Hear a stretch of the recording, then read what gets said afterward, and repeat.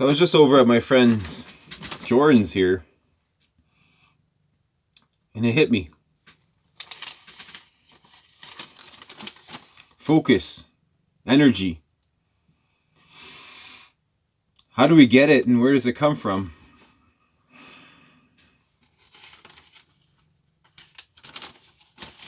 Well, the way that I started writing about it, it's kind of like we were talking, it's almost like the riverbanks of the river. You have the riverbanks, and the water is the energy. So the bigger the riverbanks, and the taller they are, and the narrower it is, we can control the amount of energy that's coming through. So if we got a really shallow water and the riverbanks are really far, our energy is going to move slow. The water is going to move really slow. But if you concentrate the energy, the focus, the focal point,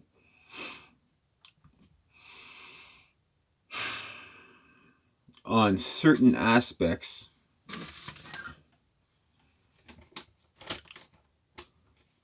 in other words, we practice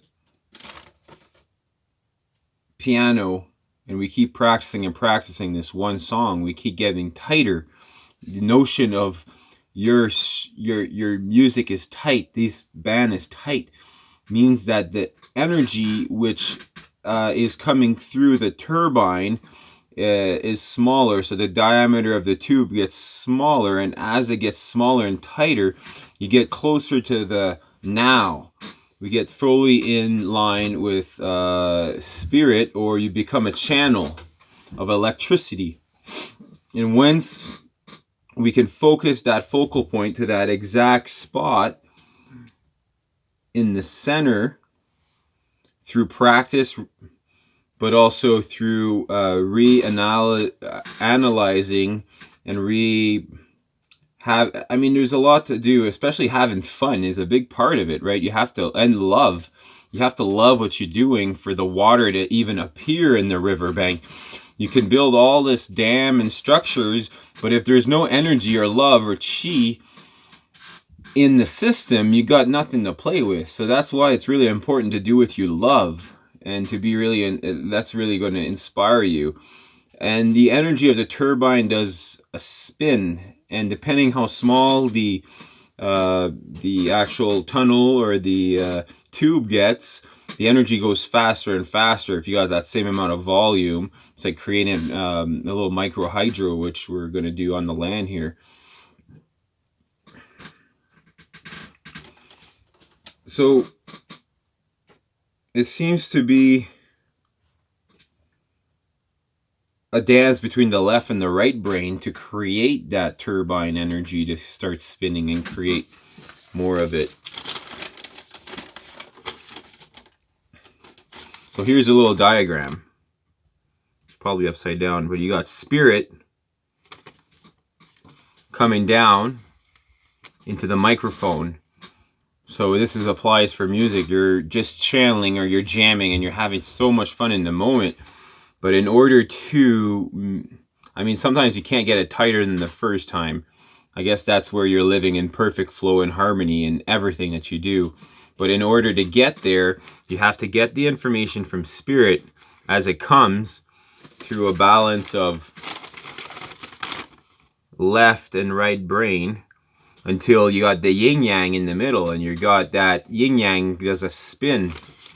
You got the hot and cold coming through, going to the mic, and then going to the hard drive. So you record it either with a computer or writing, or either way, you have to remember a part of the channel coming through in order to listen to it again. Once you listen to it again, then you can re-loop itself and create kind of a Fibonacci and get it tighter.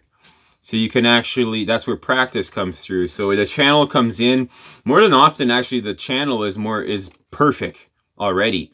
If you're really in the flow, it's going to be perfect the first time, but then you go to do it the second time, and it's never like the first time you did it. The energy is coming through, and you're just so in love and so in the moment. Then when you get here where it records, then you try to put it back out into the ear. Sometimes it can be a little tricky because you have to get back to that same elevated state of emotion through the channel, so that direct center line where the channel can come through, and we have to completely surrender to the music for us to get into that line. But then sometimes when we try to reenact something that we did in the past, sometimes we can think that it's not going to be as good, or we're so attached to even that first emotion of that we got through the channel that we won't even try to reduplicate it. And for sure, some people they don't want to reduplicate it because they're so in the moment. They might take up their time in this moment to duplicate something they did yesterday. So that's when you're just in perfect alignment with spirit, that you don't really have to go back and replay everything because you're so in the dance of everything. But then if you want to write a song or write an album or get some people together to play that same song, you have to be able to relate to a certain degree and find a way to narrow the turbine, the energy. This is the dam, this is the river, this is the turbine, this is the energy. These are the levels, the energy levels. So your frequency is going to be pretty high. Usually on a channel, it's just like way up there because there's no more self, there's no more thought. But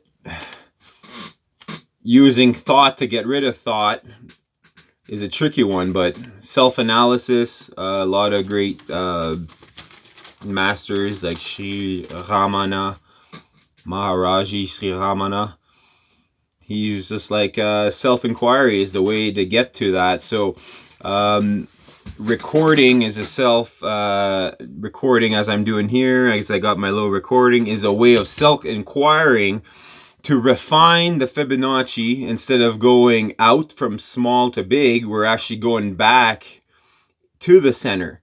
So we started from the center in the channel, from source outwards, but now we're doing a maze and going back to source, back to that spot.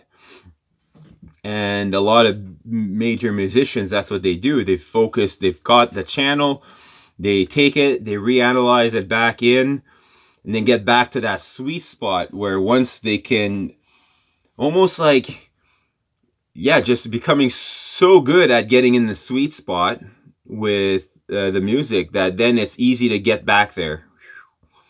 And once you're there, then you can pull in from different angles or different people to get people to that same frequency. So that same song that's getting played, you get it with, you start playing it. You're like, hey, I just learned a song. And then you start playing. And then all of a sudden the person's like, whoa, they get sucked into the vortex, into your vortex, a channel. So now they're on your channel. All of a sudden they're in the zone too, and there's no more thought, and they'll start playing something. And all of a sudden we're creating that flow of energy that's getting tighter, learning, and then we can record that one and keep getting tighter and tighter and tighter. I wonder how tight we could get. I mean, are we ever really there? Because that's another thing. As soon as we think we're there and we're able to whatever, if we think we're there, we're actually not there. So it's an interesting thing. So we got to keep self-analyzing until, I guess, maybe sooner or later there's no more analyzing. But if there's no more analyzing, there's no more observer.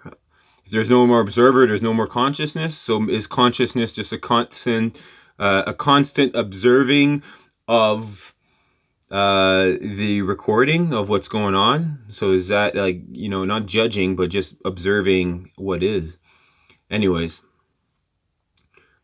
that was today's little epiphany moment, and I'm not sure if it means anything or if you can get anything from this, but I'm just sharing whatever came through. And if you guys have anything to add, I'd love to hear what there is to add to that, because hey, we're all in it together, and we're that's why we're here, is to get to that spot, and we need to record ourselves and also share with ourselves points of view or different angles of the camera in order to get the big picture.